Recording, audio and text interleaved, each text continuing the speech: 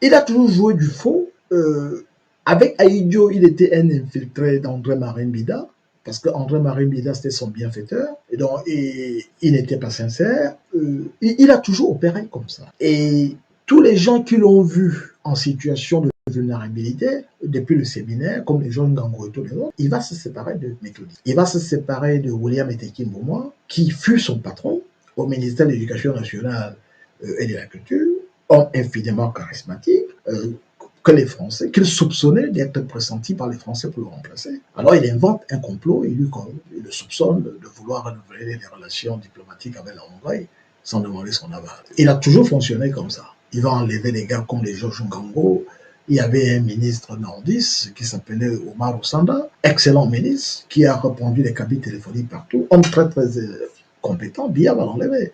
Il y a Dieudonné Ambazazan, qui était aux travaux publics, mais qui a été élu. On lui a collé un truc. D'abord, on l'a chassé du gouvernement.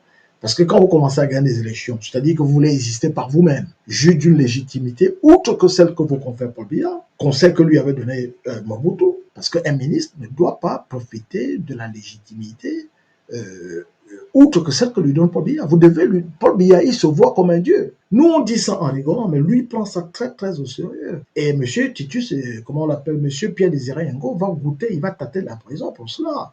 Parce que lui, il est natif des Bolova. Il a constaté que les jeunes ne connaissaient pas l'histoire de Paul Martin Samba. Pourtant, l'homme qui est à l'origine de la création de la ville de Konsamba. Parce que Konsamba veut simplement dire la colline de Samba. Il est venu au Cameroun comme officier allemand avec le grade de capitaine.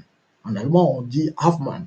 Donc, il a été fusillé, il a été tué le même jour que Rodolphe Douala Mangabel. Rodolphe Douala Mangabel, c'est le 8 août 1914, par pendaison. Paul Martin Samba, c'est le même jour, mais par peloton d'exécution. Mais il avait constaté que les gens ne le connaissaient pas. Donc, il fait une fondation,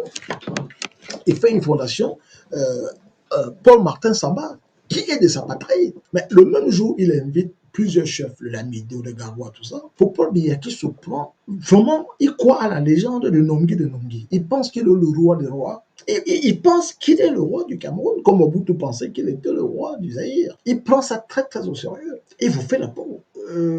Il y avait un ministre, c'est Jean-Marie Atangana Mebara qui raconte ça dans son livre. Il y avait un ministre qui se prenait pour Paul Biya. Quand il va en voyage, il oblige ses collaborateurs de l'accompagner. Quand il revient, il oblige ses collaborateurs d'être à l'aéroport pour le recevoir et il les reçoit dans un salon avec la gestuelle que Paul Biya a souvent. Biya lui a écrit, Biya a dit à Jean-Marie Atangana Mebara, dites-lui qu'il n'est pas le président de la République. Il n'a pas à faire ça. Qu'il arrête tout de suite. Il y avait un autre ministre, je crois que c'est Fofé, vous le connaissez tous. À un moment, Biya avait enlevé le gouvernement. Et il vient, il y a quelque chose au palais. Bon, il y a un événement au palais, une cérémonie. Donc, il va, il salue le président. Biya lui dit, mais vous êtes encore ici? Il lui dit, mais monsieur le président, mais je croyais je croyais que vous étiez parti. Donc, le pauvre s'est dit que Biya l'a nommé ambassadeur et qu'on ne lui a pas dit. Donc, il voit Jean-Marie Atangana. Il dit, mais est-ce que je peux passer à la maison le soir vous voir? Parce qu'il lui demande, mais le président m'a nommé. L'autre lui dit, mais je ne peux pas vous dire ça ici. Il y a la foule. Est-ce que je peux passer le soir à la maison vous voir? Jean-Marie Atangana lui dit, mais il n'y a pas de problème. Venez. Il arrive, il voit le président. Et il voit Mebara. Il dit, le président m'a dit que je suis encore ici. Peut-être qu'il m'a nommé ambassadeur. Mebara lui dit, mais je ne suis pas au courant, mais je peux demander au président. Quand Mebara, le lendemain, voit le président au détour d'un dossier, et il lui dit, mais voilà, bien éclat de rire. Il dit, ah bon, il vous a vraiment dit ça? Il dit, ben, il faudra bien qu'on lui trouve une ambassade un jour. Il va encore le faire languir pendant 3 ans. Parce que Biya aime humilier les gens. Il aime savoir que vous dépendez de lui. Donc, il y avait un ministre qui était en plein chantier. Quand Biya l'a nommé, il a dit, président, vous m'avez nommé, j'ai accepté, mais je suis en plein chantier. Voilà ce que va me coûter ma maison. J'ai commencé à faire des choses. Le président lui a dit, bon, je vais vous aider. Il attend, les travaux n'avancent pas. Donc, il va prendre un prêt pour finir ses travaux, parce qu'il payait le loyer quelque part, il va aménager. Mais quand Biya a appris qu'il est allé demander un prêt pour faire le tour, il a limogé. Non, donc Biya, il aime sentir que vous êtes humilié et que vous dépendez de lui. Et tout ça, parce que ce qu'il a subi sur Aïdjo, il veut faire subir ça à quelqu'un d'autre. Parce que Aïdjo l'est dominé avec son charisme. Aïdjo, certains ministres faisaient pipi quand on le voyait. Donc lui, il veut faire ça aux gens c'est le syndrome du fils de l'esclave devenu roi. Ce que le roi Salomon dit, aussi bien dans la Bible que dans la Torah, que le jour où un fils d'esclave devient roi, au lieu de s'attaquer aux autres rois, il en fait voir de toutes les couleurs à ses anciens compagnons de sort. Mais c'est parce que les Camerounais ont laissé faire pendant longtemps.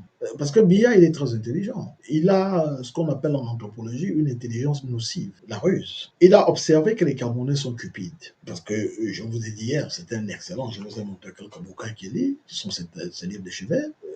Il a remarqué, il a beaucoup lu Thomas Hobbes, il a aussi lu Machiavel, qu'il lit d'ailleurs. Il voit que l'être humain est égoïste. On ne peut rien en tirer de bon. L'homme est égoïste. Il ne pense qu'à son bien-être. Mais en même temps, c'est un être jouisseur. Il aime les jeux, il aime les vices. Donc, on va s'appuyer sur ces vices pour le gouverner, pour le dominer. Il a peur de la mort. On va lui faire miroiter la peur de la mort pour le contraindre, la coercition. Bien, donc il gouverne le Cameroun. C'est pour ça qu'il a le culot de dire devant François Hollande, le président français, ne due pas au pouvoir qu'il veut, due au pouvoir qu'il peut. Hollande a tiqué, il a regardé. Donc, mais les Camerounais l'ont surpris. On va vous dire qu'il en a vu d'autres. Avec ce qui s'est passé en 1992, lorsqu'on a encerclé le domicile de John Frondi. Et pense qu'il peut reproduire ce schéma à l'infini avec tout le monde. Mais Issa Chiroma lui a montré que lui n'est pas John Frondi. Parce qu'ils ont tout fait. C'est pour ça qu'ils étaient prêts à tout pour capturer Issa Chiroma Bakary. Parce qu'une fois que vous avez coupé la tête du serpent, le reste du corps est mort. Mais Chiroma, il connaît ça. Il avait un coup d'avance. Il avait calculé le truc. Et c'est ça qui leur fait mal au RDPC. Que Chiroma les a niqués très mal. Avec du gravier, sans lubrifiant, sans vaseline. Et quand ils voient des communiqués de Chiroma avec en tête de la présidence de la République, ils veulent s'étrangler. Ils veulent s'étrangler. L'histoire des dictatures africaines nous enseigne une vérité fondamentale.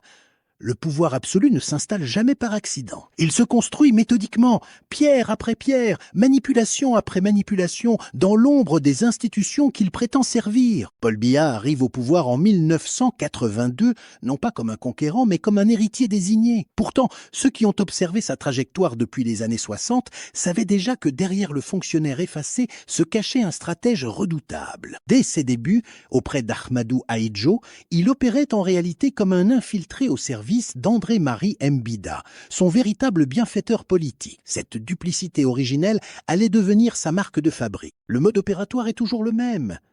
D'abord, identifiez tous ceux qui vous ont connu en position de faiblesse. Ensuite, les éliminer systématiquement de la scène politique. William Eteki Mboumoua, son ancien patron au ministère de l'Éducation nationale, homme d'une stature internationale reconnue, en fera les frais. Soupçonné d'être le candidat des Français pour une éventuelle succession, il sera écarté grâce à un prétendu complot diplomatique avec la Hongrie. Un prétexte fabriqué de toutes pièces, comme tant d'autres qui suivront. Cette mécanique d'élimination frappe sans distinction d'origine ethnique ni de compétence. Omar Sanda, ministre nordiste d'une efficacité remarquable, celui-là même qui avait installé des cabines téléphoniques sur tout le territoire, sera limogé. Dieudonné Massigams, aux travaux publics, commettra l'erreur fatale de remporter des élections. Car voici la règle non écrite du système, aucun ministre ne doit posséder une légitimité autre que celle octroyée par le président. C'était d'ailleurs le conseil que Mobutu Sese Seko avait prodigué à son homologue camerounais. Un conseil de dictateur à dictateur. Pierre Désiré Angot connaîtra la prison pour avoir osé créer une fondation honorant la mémoire de Martin-Paul Samba, héros de la résistance anticoloniale fusillé en 1914. Son crime véritable, avoir invité des chefs traditionnels à une cérémonie sans solliciter l'aval présidentiel. Dans l'esprit du pouvoir, cela équivalait à une proclamation de souveraineté parallèle, un crime de lèse-majesté impardonnable. Car il faut comprendre que ces dirigeants prennent très au sérieux leur statut quasi divin. Ils se perçoivent véritablement comme des rois, héritiers d'une tradition monarchique qu'ils ont eux-mêmes inventée. Les observateurs peuvent en sourire, mais eux n'y voient aucune matière à plaisanterie. Cette conviction intime explique des comportements autrement incompréhensibles. Un ministre qui adoptait la gestuelle présidentielle lors de ses déplacements officiels reçut un avertissement direct qu'il cesse immédiatement de se prendre pour ce qu'il n'est pas. Un autre, démis de ses fonctions sans en être informé, se vit demander lors d'une réception au palais s'il était encore là, le président pensant sincèrement l'avoir nommé ambassadeur quelque part. Le malheureux attendra 3 années supplémentaires dans l'incertitude, avant d'obtenir effectivement effectivement un poste diplomatique. 3 années d'humiliation délibérée, savourée. Cette jouissance dans l'humiliation d'autrui constitue un trait psychologique central. Un ministre ayant sollicité une aide pour terminer la construction de sa maison, aide que le président avait promise, sera limogé dès qu'il cherchera un prêt bancaire pour financer lui-même les travaux. Le message est limpide. Vous devez dépendre entièrement du bon vouloir présidentiel, y compris pour les aspects les plus intimes de votre existence. Les psychologues politiques reconnaîtront ici ce qu'ils appellent le syndrome du dominé devenu dominant. Celui qui a subi des humiliations sous un régime précédent reproduit ces mêmes humiliations une fois parvenu au sommet, mais avec une intensité décuplée. Le roi Salomon l'avait déjà identifié dans ses écrits. Le fils d'esclave devenu roi ne s'attaque pas aux autres rois, il fait payer à ses anciens compagnons d'infortune le prix de sa propre souffrance passée. Mais ce système ne pourrait fonctionner sans la complicité volontaire ou forcée des populations.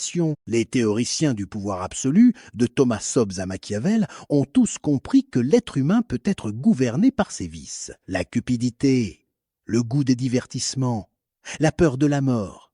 Voilà les 3 leviers de toute domination durable. Offrez des prébendes aux élites, du spectacle aux masses, et brandissez la menace de la violence contre les récalcitrants.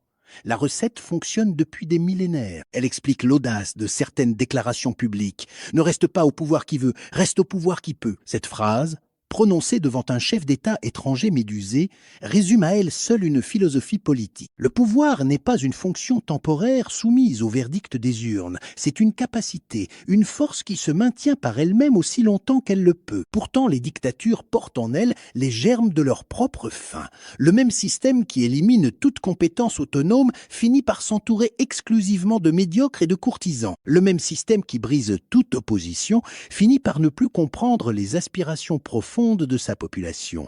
Le même système qui nie le temps finit par être rattrapé par la biologie. L'histoire africaine récente montre que ces régimes, malgré leur apparente solidité, peuvent s'effondrer avec une rapidité stupéfiante. Le Soudan d'Omar el-Béchir, le Zimbabwe de Robert Mugabe, le Gabon des Bongo, autant d'exemples de systèmes réputés indestructibles qui se sont désintégrés en quelques jours ou quelques semaines. La leçon est claire pour les peuples comme pour les observateurs. Les dictatures ne sont pas des fatalités géographiques ou culturelles. Elles sont des constructions humaines maintenues par des mécanismes identifiables et donc vulnérables.